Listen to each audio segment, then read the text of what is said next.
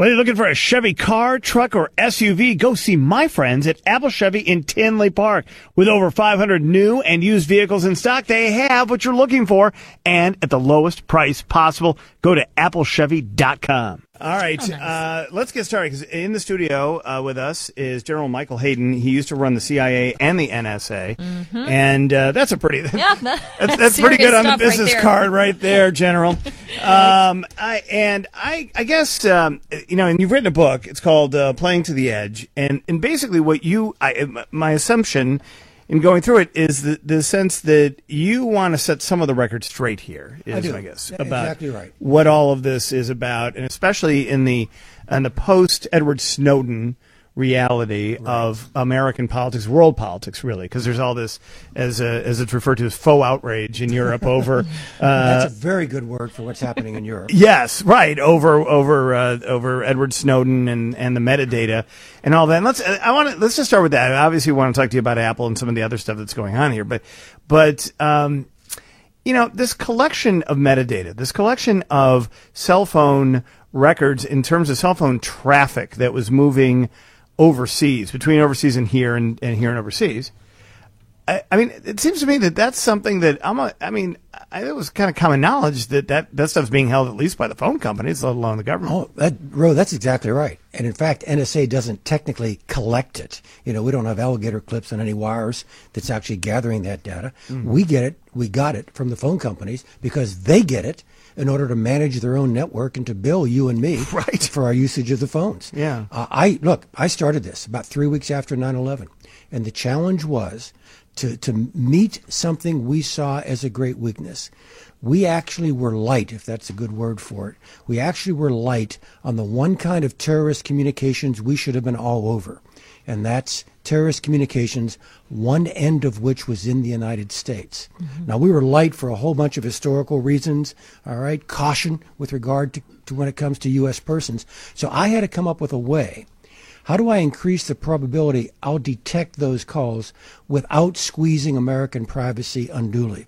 And, Ro, we came up with what you just described, the metadata. Well, I mean, and some of this goes to the sort of the shocking reality that the Moussaoui, the 20th hijacker, was here and on the FBI radar, actually in custody, on something completely unrelated, and you had this lack of communication between the different intelligence branches. Right. And he was sitting up in the Twin Cities, and the FBI director, the special agent in charge up there, was trying to say, hey, to Washington, hey, we got this guy. We don't know what's going on here, but we think there's something to it. Yeah. And I think did that specific moment sort of haunt you as the NSA director? I wasn't in that lane. I didn't see it. I would not have been expected to see it. But your broader point is still accurate. All right. We actually shared information fairly well, but Ro, none of us would claim we shared it well enough. And one of the things we got better at after 9/11 was making information infinitely more shareable. By the way, there was a dark side to that. Bradley Manning was able to access tons of information. A relatively low-level guy, too, right? Edward Snowden, a contractor, able to access tons of information. Why? Because we were correcting, some would say overcorrecting, for putting information in silos and not sharing it freely enough before 9/11. Between agencies, yeah. Now, you talked about 9/11, and you can look back. You pointed out Moussaoui. There was the stuff happening in the flight schools in Arizona. There was tracking the guys from the meeting in Kuala Lumpur. Ro, you can go back and say, what if? Let me give you my best judgment, all right?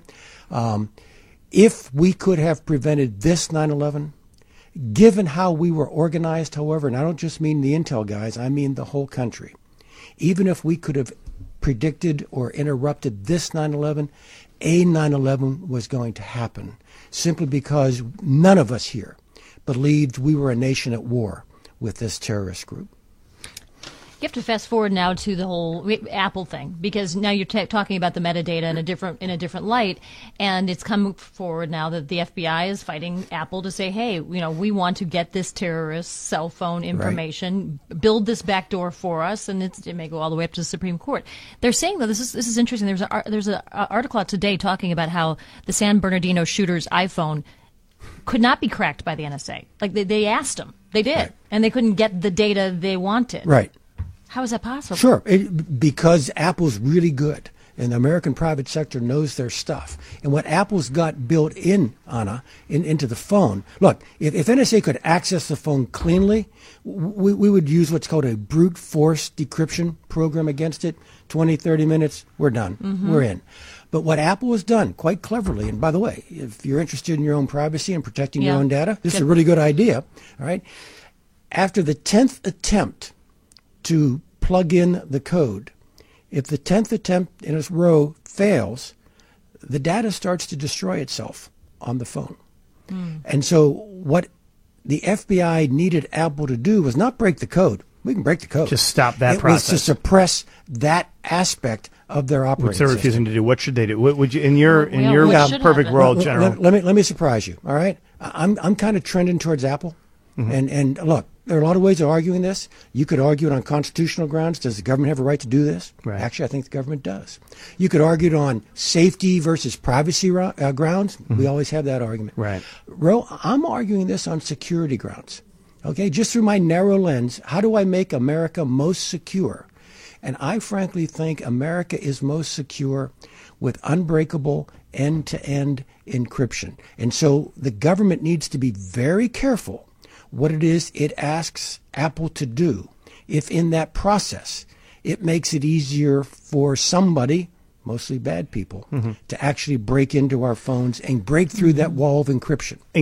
So it's also protecting your agencies, your former agencies too, right? I mean, it protects the government and their secure communications. That is a wonderful point, because again, I'm looking at it through a security lens. I could argue privacy, I could argue constitutionality, but in security terms, on balance, America is safer because of what you just described. Yeah.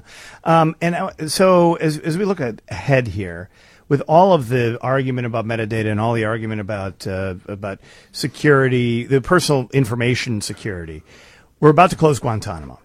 Yeah. And if Guantanamo does in fact close, those guys have to go somewhere. Do you think, General, they should return to the United States to stand trial in our court system? Well, actually, even the president doesn't claim they're all going to come back here and stand trial. Even if he gets a green light to bring them back here, there's some group we call the forever prisoners, Ro. They're never going to be released, and they're never going to stand trial. They're bad, they're dangerous, but we just don't have evidence we can admit into a court system that would allow us to try them and convict them. So in one sense, because that information can't actually get leaked out in terms of what we know, sources, methods, how we acquired it, things of that nature. Okay. Chain of evidence we don't have. Yep. Yeah. Right. So where do they go? Well, I would not be in a rush to close Guantanamo. Right. I don't think we should pretend we've got a shot clock running down here and we got to put the ball towards the hoop. Right. Okay. By the end of the administration, I think the Cubans would be more than happy to continue to collect the money for the lease.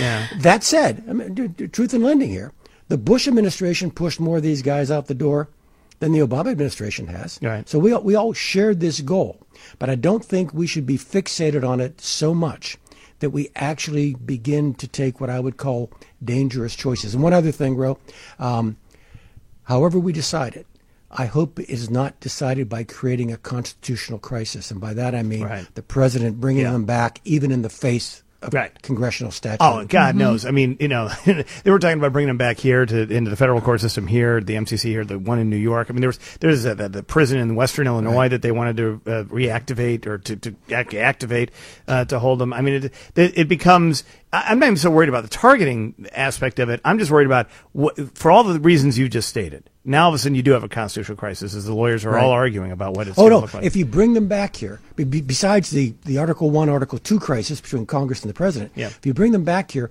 what additional rights will their lawyers now claim they have that they cannot claim while they're in Cuba? Exactly. And how much of a world stage do these guys get, too? Playing to the Edge is the book. Michael Hayden, this is a true American hero right here, former director of the National Security Agency and the CIA.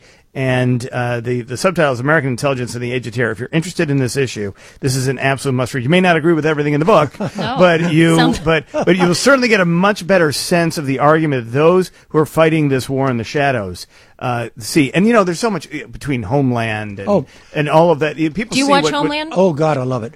Ro, the purpose of the book was to freely admit we're going to argue about this stuff, but the people who do it to keep us safe aren't alien beings. They went to the same high schools.